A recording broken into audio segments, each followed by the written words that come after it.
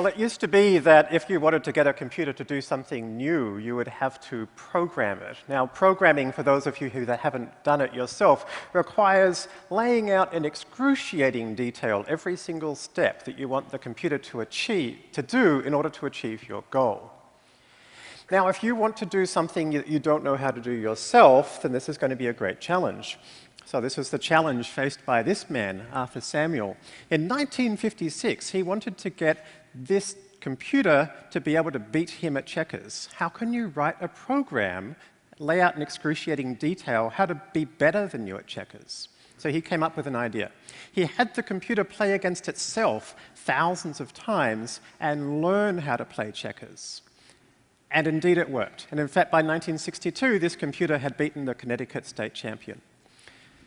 So Arthur Samuel was the father of machine learning, and I have a great debt to him because I am a machine learning practitioner. I was the president of Kaggle, a community of over 200,000 machine learning practitioners. Kaggle puts up competitions to try and get them to solve previously unsolved problems, and has been successful hundreds of times.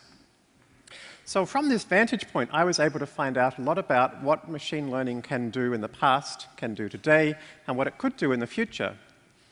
Perhaps the first big success of machine learning commercially was Google. Google showed that it is possible to find information by using a computer algorithm, and this algorithm is based on machine learning. Since that time, there has been many commercial successes of machine learning. Companies like Amazon and Netflix use machine learning to suggest products that you might like to buy, movies that you might like to watch. Sometimes it's almost creepy. Companies like LinkedIn and Facebook sometimes will tell you about who your friends might be, and you have no idea how it did it. And this is because it's using the power of machine learning. These are algorithms that have learned how to do this from data rather than being programmed by hand. This is also how IBM was successful in getting Watson to beat the two world champions at Jeopardy, answering incredibly subtle and complex questions like this one. This is also why we are now able to see the first self-driving cars. If you want to be able to tell the difference between, say, a tree and a pedestrian, well, that's pretty important. We don't know how to write those programs by hand, but with machine learning, this is now possible. And in fact, this car has driven over 1 million miles without any accidents on regular roads. So we now know that computers can learn. And computers can learn to do things that we actually sometimes don't know how to do ourselves, or maybe can do them better than us. One of the most amazing examples I've seen of machine learning happened on a project that I ran at Kaggle, where a team run by a guy called Geoffrey Hinton from the University of Toronto won a competition for automatic drug discovery. Now, what was extraordinary here is not just that they beat all of the algorithms developed by Merck or the international academic community, but nobody on the team had any background in chemistry or biology or life sciences, and they did it in 2 weeks. How did they do this? They used an extraordinary algorithm called deep learning. So important was this that, in fact, this success was covered in the New York Times in a front-page article a few weeks later. This is Geoffrey Hinton here on the left-hand side. Deep learning is an algorithm inspired by how the human brain works. And as a result, it's an algorithm which has no theoretical limitations on what it can do. The more data you give it and the more computation time you give it, the better it gets. The New York Times also showed in this article another extraordinary result of deep learning, which I'm going to show you now. It shows that computers can listen and understand. Now, the last step that I want to be able to take in this process is to actually speak to you in Chinese. Now, the key thing there is we've been able to take a large amount of information from many Chinese speakers and produce a text-to-speech system that takes Chinese text and converts it into Chinese language. And then we've taken an hour or so of my own voice, and we've used that to modulate the standard text-to-speech system so that it would sound like me. Again, the results are not perfect. There are, in fact, quite a few errors. 结果并不完美。他们集体反复改错误。There's much work to be done in this area. 在这方面有很多工作要做。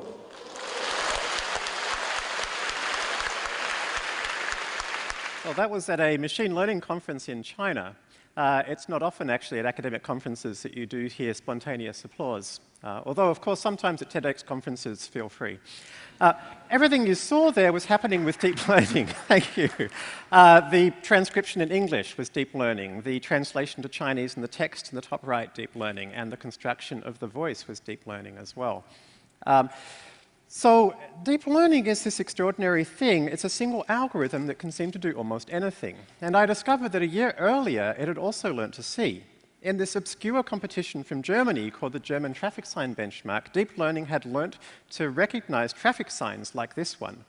Not only could it recognize the traffic signs better than any other algorithm, the leaderboard actually showed it was better than people, about twice as good as people. So by 2011, we had the first example of computers that can see better than people.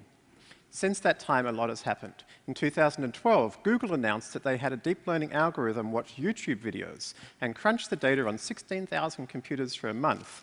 And the computer independently learned about concepts such as people and cats just by watching the videos. This is much like the way that humans learn. Humans don't learn by being told what they see, but by learning for themselves what these things are.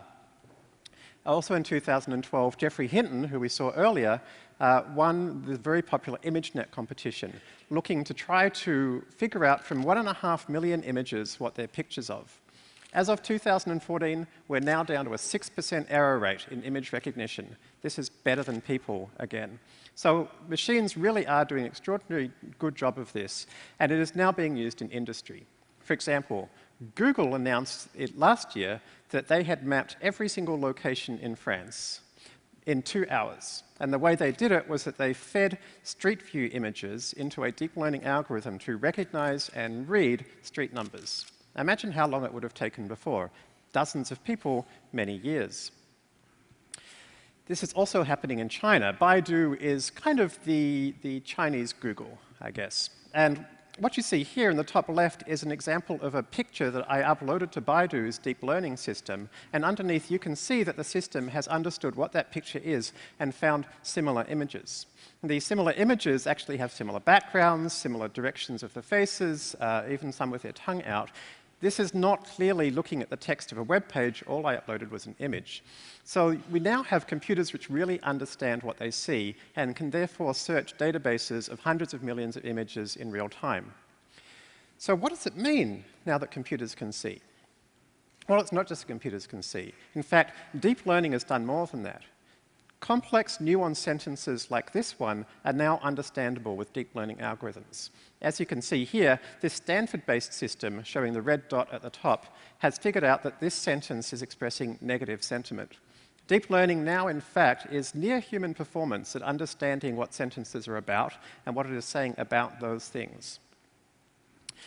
Also, deep learning has been used to read Chinese, again, at about native Chinese speaker level. This algorithm developed out of Switzerland by people, none of whom speak or understand any Chinese. As I say, using deep learning is about the best system in the world for this, even compared to native human understanding. This is a system that we put together at my company, which shows putting all this stuff together. These are pictures which have no text attached, and as I'm typing in here sentences, in real time it's understanding these pictures and figuring out what they're about and finding pictures that are similar to the text that I'm writing. So you can see it's actually understanding my sentences and actually understanding these pictures. I know that you've seen something like this on Google where you can type in things and it'll show you pictures, but actually what it's doing is it's searching the web page for the text. This is very different to actually understanding the images. This is something that computers have only been able to do for the first time in the last few months.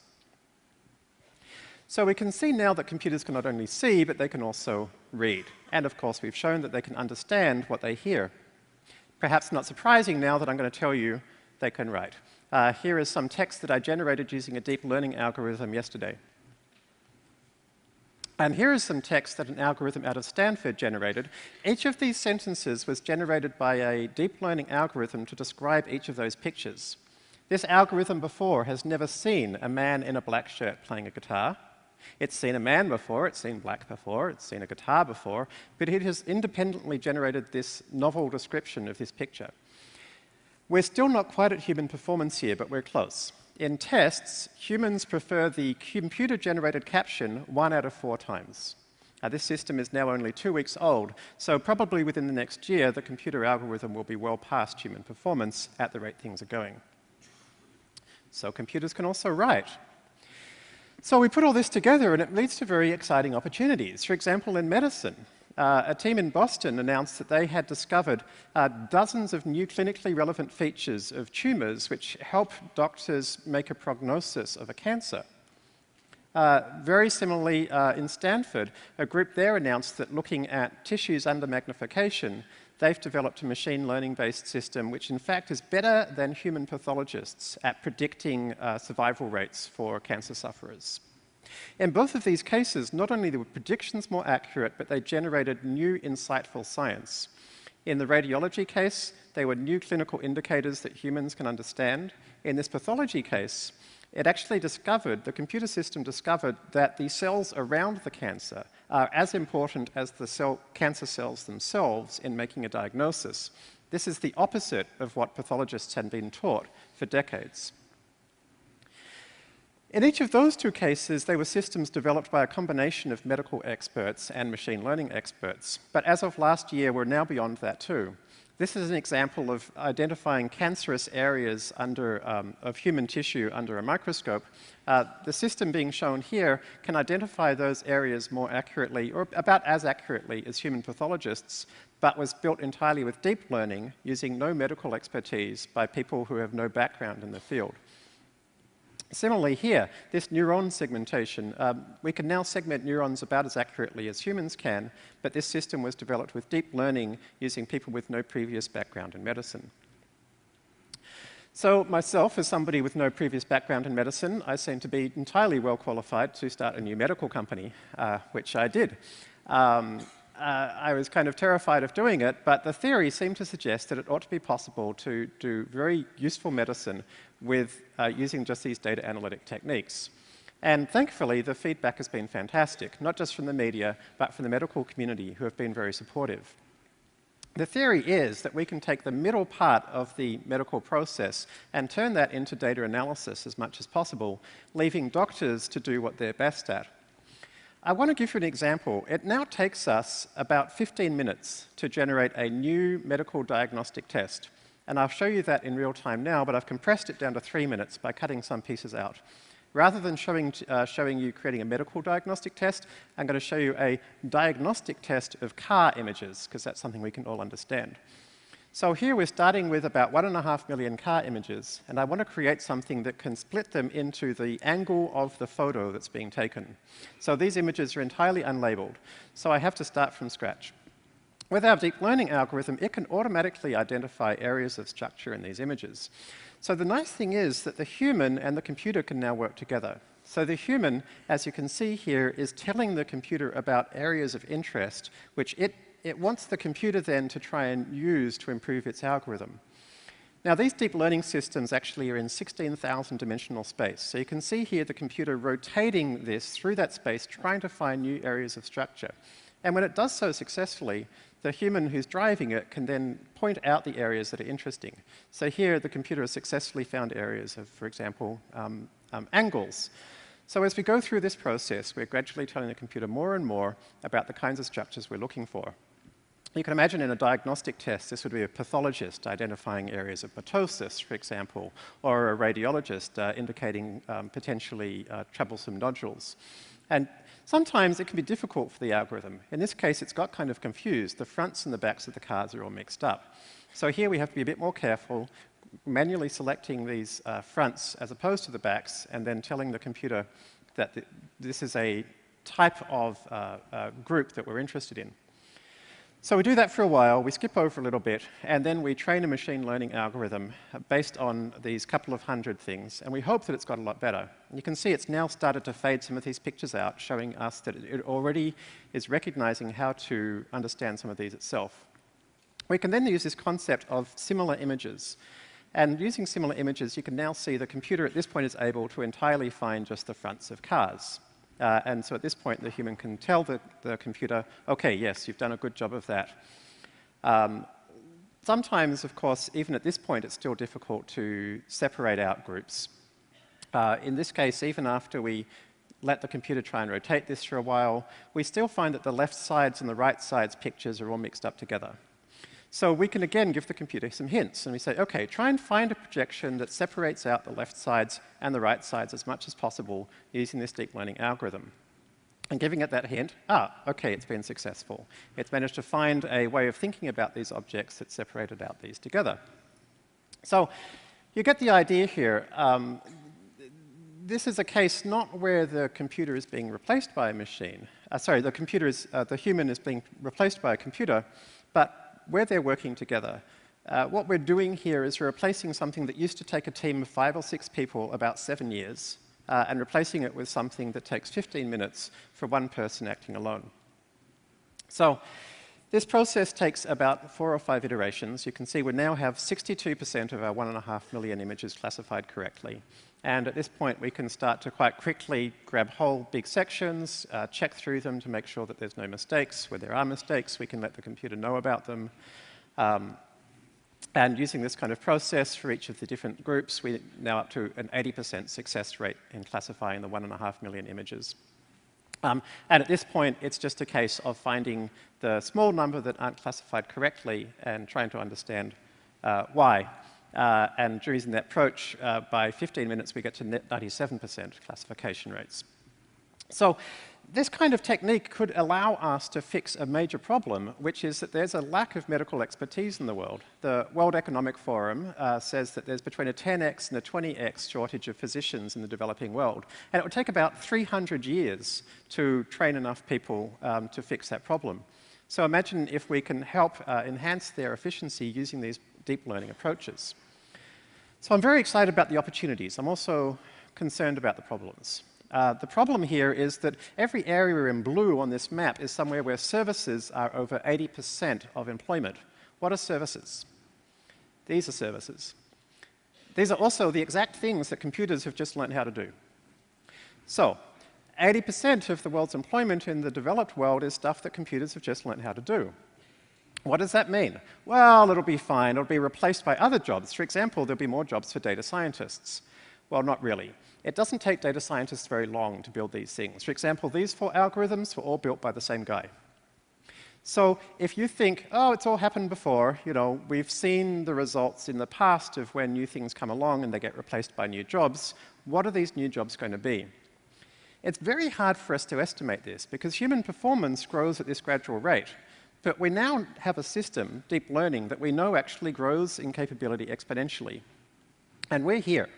So currently, we see the things around us and we say, oh, computers are still pretty dumb, right? But in 5 years' time, computers will be off this chart. So we need to be starting to think about this capability right now. We have seen this once before, of course. In the Industrial Revolution, we saw a step change in capability thanks to engines. The thing is, though, that after a while, things flattened out. There was social disruption, but once engines were used to generate power in all the situations, things really settled down. The machine learning revolution is going to be very different to the Industrial Revolution, because the machine learning revolution, it never settles down. The better computers get at intellectual activities, the more they can build better computers to be better at intellectual capabilities. So this is going to be a kind of change that the world has actually never experienced before. So your previous understanding of what's possible is different. This is already impacting us. In the last 25 years, as capital productivity has increased, labor productivity has been flat, in fact, even a little bit down. So I want us to start having this discussion now. I know that when I often tell people about this situation, people can be quite dismissive. Well, computers can't really think, they don't emote, they don't understand poetry, we don't really understand how they work. So what? Computers right now can do the things that humans spend most of their time being paid to do. So now's the time to start thinking about how we're going to adjust our social structures and our economic structures to be aware of this new reality. Thank you.